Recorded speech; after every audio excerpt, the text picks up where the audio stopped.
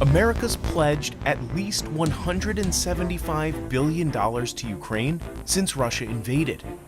That's more than the cost of the first 4 years of keeping American troops in Afghanistan.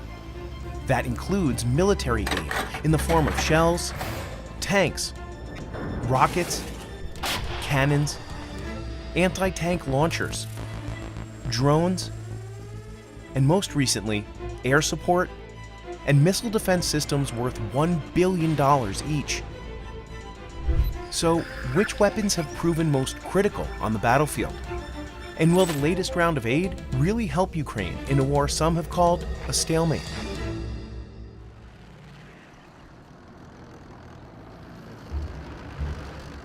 Early in the war, infantry arms were easy to ship in anticipation of widespread urban warfare. The shoulder-mounted Javelin uses automated guidance to shatter tank armor with a top-down impact. Since the war started, the US has sent at least 10,000 of them to Ukraine. Just one Javelin system can cost over $200,000. I'm Sam Feldman. I'm a defense editor with Business Insider, and I'm a U.S. Navy veteran. An anti-tank guided missile is designed to penetrate tank armor. A soldier who is trained on one doesn't take a lot of training to fire one of these. The soldier who's carrying one has to leave cover for, maybe 2 or 3 seconds for the missile to acquire a enemy armor, and then can fire it and can go back to hiding. And the missile's guidance system will take care of the rest. Tady máme protitankovou výzbroj Javelin z Británie jako výpomoc.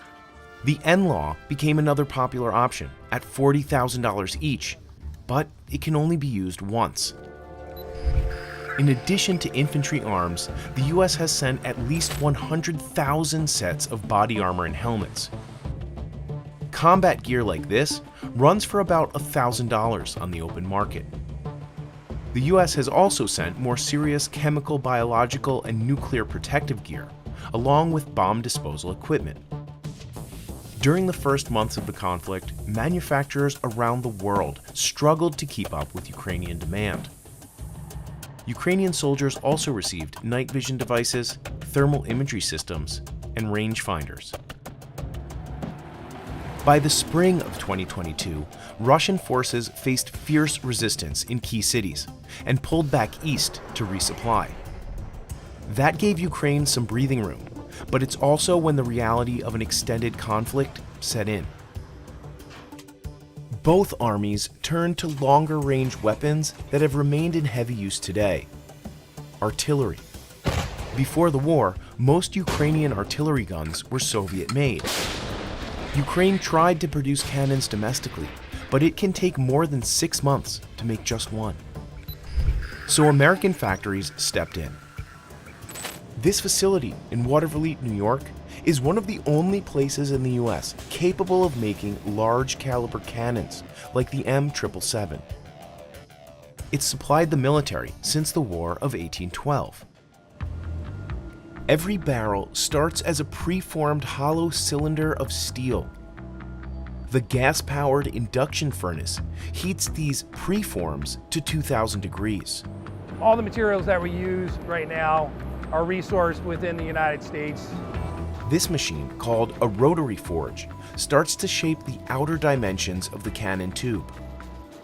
Then barrels go through a series of treatments that toughen them to handle firing thousands of rounds. A compressor applies thousands of pounds of pressure, bending barrels like pool noodles to remove any imperfections. We have one of our skilled machinists going through and pressing that tube back into shape. Workers use a bench grinder to round any sharp edges off the barrel. This part has to be done by hand. We call it the Rolls-Royce treatment. It really puts that final finishing touch, that craftsmanship to that barrel. As part of the inspection process, a technician uses a bore scope to look straight down the barrel. Now it's ready for paint. Most military equipment has what they call CARC paint. It's an acronym that stands for Chemical Agent Resistant Coating. So it's specialized to withstand all different types of conditions and potential for chemical attacks or biological attacks. In another part of the factory, workers test every firing mechanism. This is when the crew would insert an actual round. This is a simulated round, obviously. Seat it into the bore and then close the block, which would be ready for firing at this point. So they would fire the weapon, then they would go and open the block, and then remove the cartridge. Each barrel is engraved with key information. The details of the tube, where it was manufactured, the year, and the serial number. Every cannon tube produced here at Watervliet always has the commander's initials stamped on the cannon tube, so you know when that cannon tube was produced during that commander's tenure. That tradition goes back all the way since the first time we produced cannon tubes early in World War I, 1917. The best part, AGF. And this factory in Pennsylvania is making Ukraine's most important ammo, the 155mm shells used in artillery guns. The U.S. Army is producing about 35,000 rounds of them every month, more than double what it was making before the war. Armata! 155s are the perfect balance between power and weight. They're shot from howitzers, which are basically a cannon and mortar combined. These massive guns fire shells high up into the air so that they drop down onto their targets. 155mm shells are small enough to fire up to 20 miles, but can still do serious damage. They're packed with 24 pounds of TNT and explode on impact, sending deadly shrapnel in all directions. Everything starts in the billet yard. Workers move steel rods to the next phase, the forge shop. 4 robotic saws slice the rods into 14-inch long chunks called billets. Efficiency is key to speed. Then they heat them for an hour at 2,000 degrees Fahrenheit. This softens them up so they're easy to shape. You couldn't possibly forge a billet at room temperature. We're basically turning the steel into Play-Doh. Then machines stretch and shape the billets into their final form.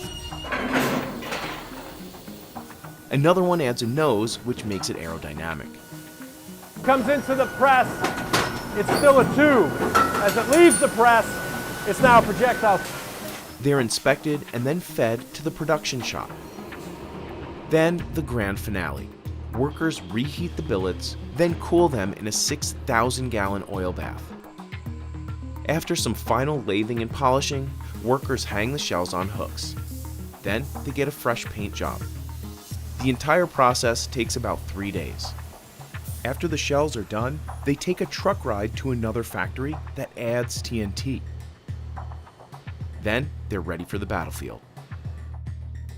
It's there that soldiers will add the fuse and turn it into a lethal bomb. Even with a brand new 155mm factory built in just 10 months in Texas, Russia continues to produce 3 times more artillery shells than the United States. And despite high demand, towed howitzers have major drawbacks. In Ukraine, they take a long time to move after they're fired, putting crews at risk. But when it comes to ground warfare, tanks remain the apex predators. For the first year of the conflict, Western officials hesitated to supply tanks to Ukraine, saying it would take too long to train soldiers how to use them. U.S. Army tankers must complete 22 weeks of training before deploying with an M1 Abrams. These things can happen to you. You can get crushed, your arms, legs, and whatever it is. There's a lot of things that can go wrong in a tank. Nicknamed the Beast, Dracula, and Whispering Death, the M1 Abrams packs a 120mm cannon and mounted machine guns. It's considered one of the best tanks ever made. People who like big guns and loud noises, 1,500 horsepower engines and fire, I mean, that's how it draw me in. With a cost of up to $9 million each, it debuted in combat during the Gulf War and remains the U.S. Army's main battle tank. A 4-person crew operates the M1. The tank commander, the gunner, the loader, and the driver, usually the smallest member of the team. See these little dudes, they just fall right in there, huh? Those big boys gotta like crawl in there. As part of the training, soldiers also learn how to maintain and repair the tanks. The M1's 120mm smoothbore gun fires a variety of rounds that can destroy other tanks up to 3,000 meters away.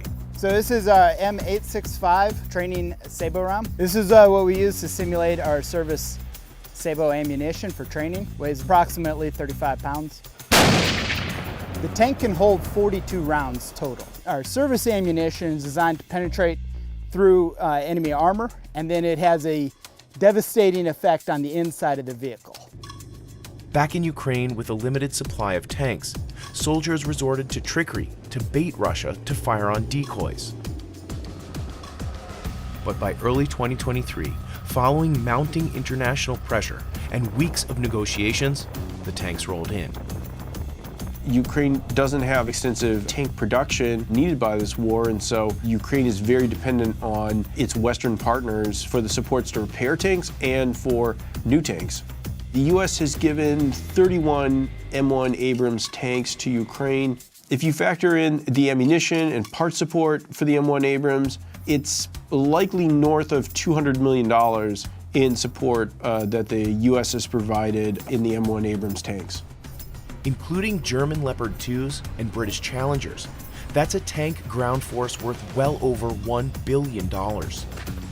So how does it compare to Russia's fleet? Russia is one of the largest tank forces in the world, and Russia is using pretty much everything it's got. Ukraine has received donated tanks from Western partners. Those are all very modern tanks. The M1 Abrams is a premier tank designed to destroy Soviet and Russian-made tanks, and my guess would be the Ukrainians wish they had more. They could certainly use them. It has computerized fire control software. It has depleted uranium rounds that are designed to shatter enemy armor, and it was built specifically for tank-on-tank battles. The M1 Abrams has a high top speed. It has a gas turbine engine that creates a lot of power. It is a top tank, and yet it is also facing the same threats that have bogged down Russian and other Western-made tanks. The challenges with the M1 Abrams is that it requires a lot of maintenance. Russian tanks are less survivable than Western-made tanks. Western-made tanks are better designed to protect the crew, and when they sustain a direct hit, it's more frequent that a Western tank will be able to be towed and then repaired. You would not find me in any Russian tank. The risks of all Soviet-designed vehicles to the crew are really high. The Soviet-made tanks often become total losses and crew killers when they're hit. A good example that's indicative of this is the jack-in-the-box effect. The T-72 has a design flaw where the crew essentially sits on top of ammunition storage for the tank's shells. And that means that a blast into this space is going to potentially cook off the stored ammunition inside the tank. The top turret will basically blow off from this massive explosion of all the tank's ammunition. That'll make the tank a total loss. Both sides are adapting their armored vehicles for the pretty pervasive threat of drones. And so one way this is manifesting itself are these cope cages. It's like a welded netting that goes around the tank. This is designed to make it more tricky to land an exploding drone right on the tank's shell and blast inwards. These cages, if you will, kind of look like mosquito nets that try to keep the explosion a little bit further from the tank's hull. The other side of that is that drone pilots are becoming more skilled at getting around these and attacking vulnerable points. And the drones themselves are getting smaller and cheaper. But they're actually more dangerous than ever. In March 2024, the US Army asked for an additional $500 million for counter-drone technology. One US company has sent thousands of drones to Ukraine since 2022, including its most successful product. 3, 2, 1. These are what's known as loitering munitions. They can fly around waiting for a target to be identified before crashing to the ground to destroy it. So it's really a combination of an artillery and a drone that has got the capabilities of both. John Aldana manages the loitering munitions program at AeroVironment on the west coast of the United States. The company has been producing missiles like this, the Switchblade 300 and the larger 600, for over 2 decades. They actually fold up like so and are inside a launch tube that's just a little bit larger than this. It launches the Switchblade out.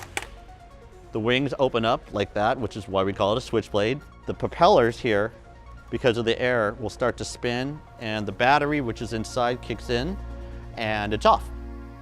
The 300 can loiter for about 15 minutes and is designed to take out small targets, like enemy soldiers and trucks, while the larger 600 can wait around for up to 40 minutes and attack armored vehicles. Operators can control the Switchblades from as far as 40 kilometers away. You have the ability to wave off, so you can cancel the mission all the way to the very end, go back to loitering, find another target of interest, and engage a different target of interest that you may not have even known about. Look at that. The United States sent 700 of these to Ukraine in early 2022. Videos shared by Ukrainian forces claimed to be Switchblade attacks on the ground. Each Switchblade 300 is reported to cost around $6,000. That's more than an off-the-shelf drone rigged to carry a grenade, but far less than the cost of an unmanned aircraft, like the MQ-9 Reaper, that can fly back to base once it's fired on a target. And the Switchblades are being designed to think more and more for themselves. Autonomous or semi-autonomous drones are going to be used to conduct these kinds of conflicts. That means tracking and recognizing a target, even one that's on the move. When Russia invaded Ukraine, many experts predicted an easy victory for Putin's forces. But Russia miscalculated the level of Ukrainian resistance. Drones have given Ukrainian forces the ability to field cheap and persistent air power that brings pretty significant threats to Russian ground forces.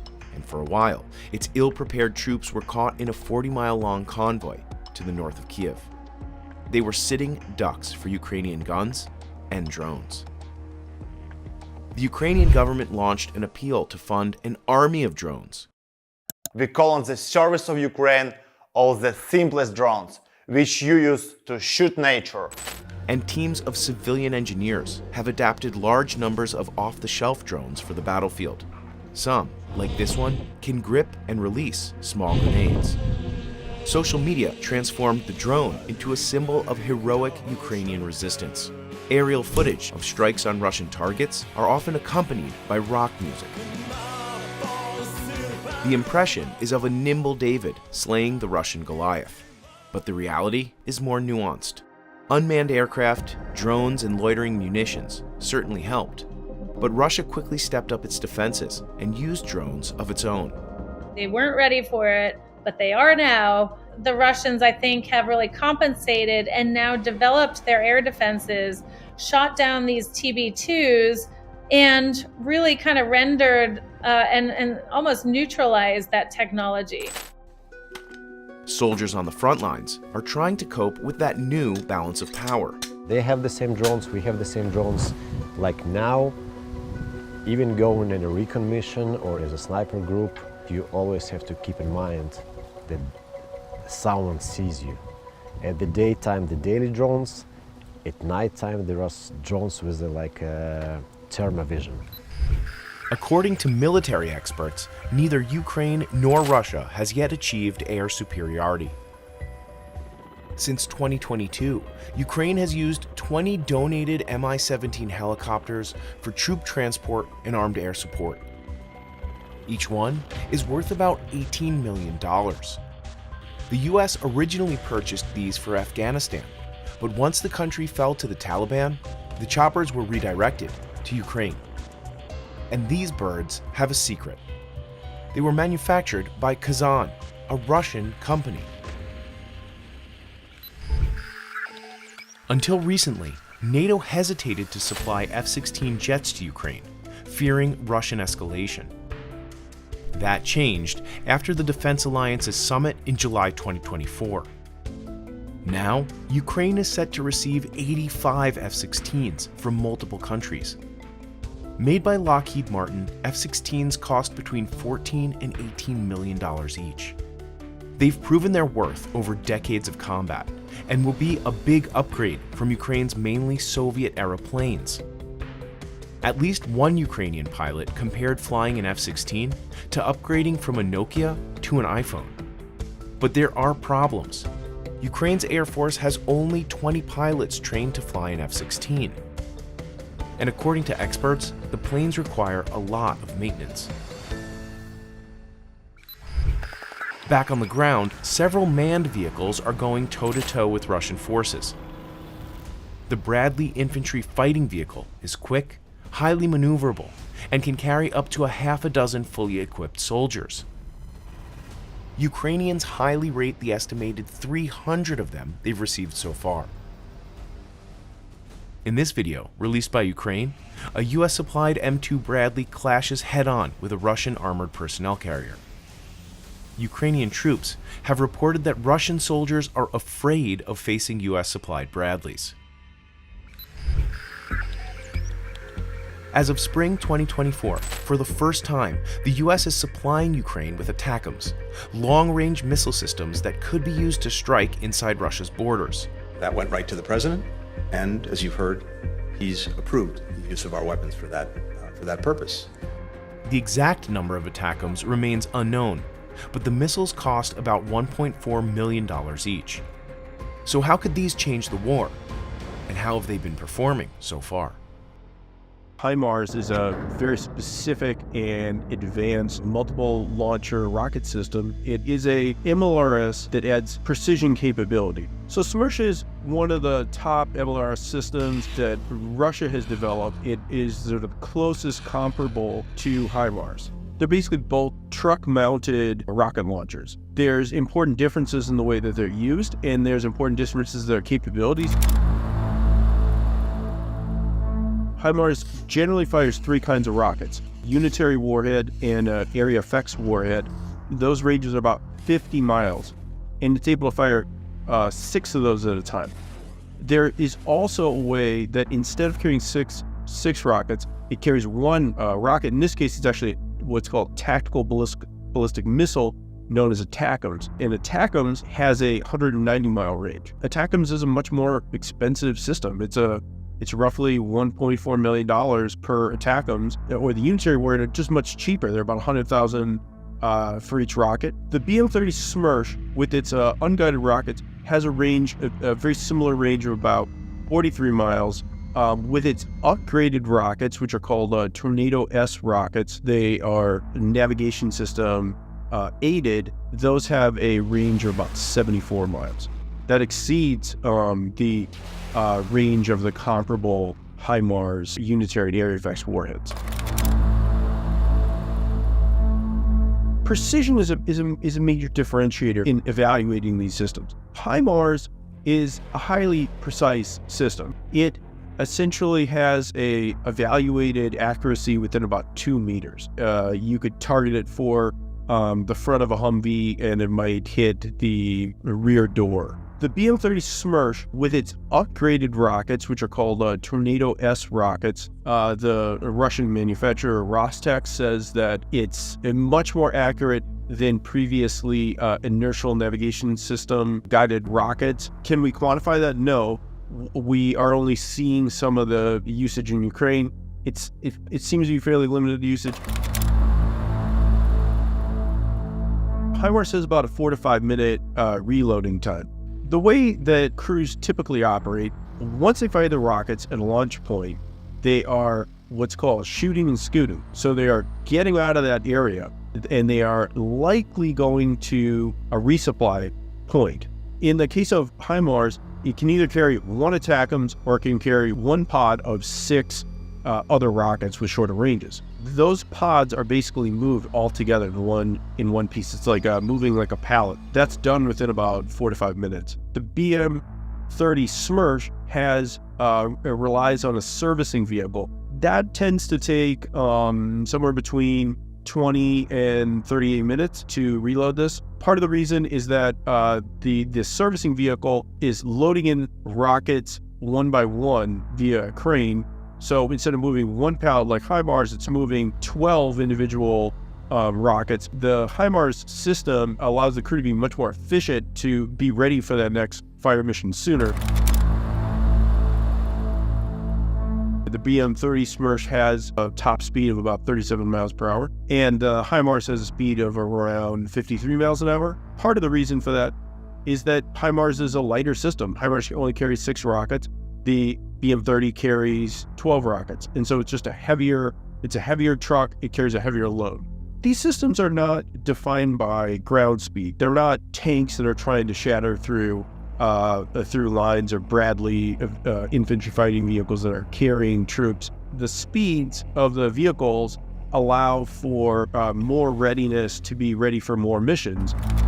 We don't see like direct video evidence that the HIMARS has come up directly against BM-30 MLRS.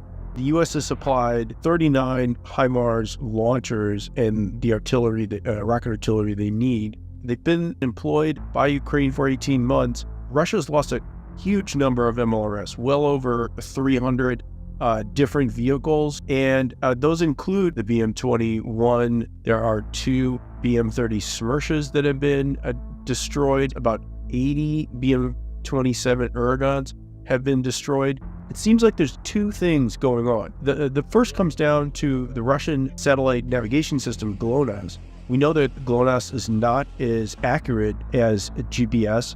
That may be contributing to the lack of observed pinpoint accuracy.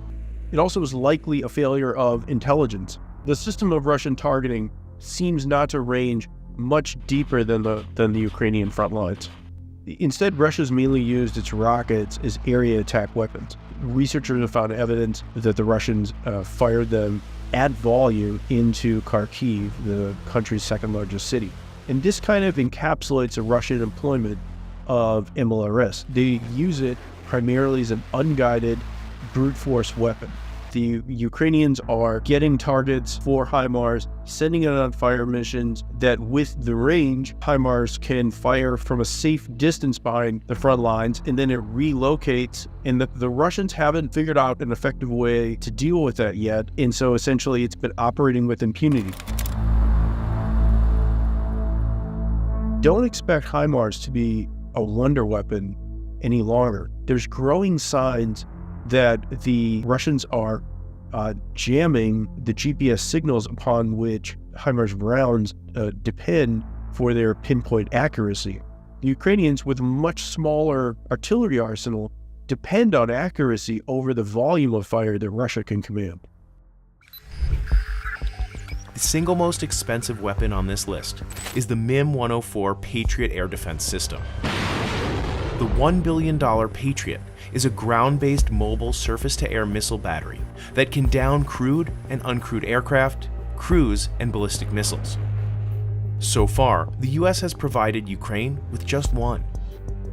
But during its July 2024 summit, NATO announced it would be providing 4 more Patriot systems to Ukraine.